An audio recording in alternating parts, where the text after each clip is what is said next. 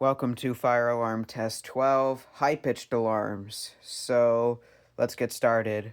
Right here, I have a Gentex Commander 3. I've used this before, but I'm using it again. And I'm not going to be doing all the tones this time. I'm only keeping it on one tone. It is set on continuous 2400 hertz, because that's high-pitched. So, it is set on 60 candela. I will just show you. There it is. And then here's the dip switches. You need to use a tiny flathead screwdriver because they're super small to change the tones. And 3, 4, and 5 are for the tones. 6 is for the volume, and 1 and 2 determine the wire operation of it. So now, I'm going to show you the second alarm. It matches pretty well with the Commander 3. And don't mind the wires, it's just, if you look at the back of it, it's very tilted. The terminal screws are very tilted. So right here I have a Gentex GX91 mini horn. This is the slightly older version. The newer version has a code 3 option 2. And this is the slightly older version that only has continuous offered. So that's why I'm using continuous with the Commander 3. And the even older version is the GX90 mini horn. And the newer version is the GX93, actually, not the GX91, the GX93. So, if you have epilepsy, please don't watch this, as there's going to be a flashing light. And turn your volume down, as this will be very loud. Alright, I'll be right back with some noise.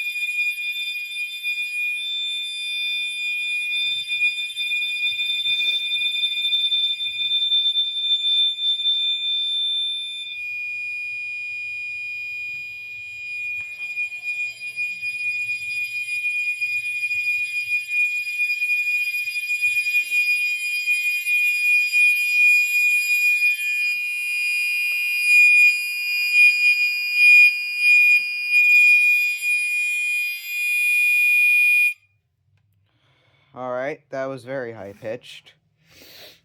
So I'm gonna quickly show you a weird thing the Gentex Commander 3 sometimes does. It does a startup noise here.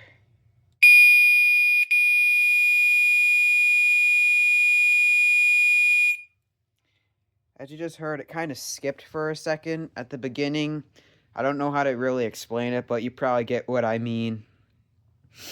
Now, anyways, this is actually going to be a very quick fire alarm test, so I hope you all enjoyed and stay tuned for more.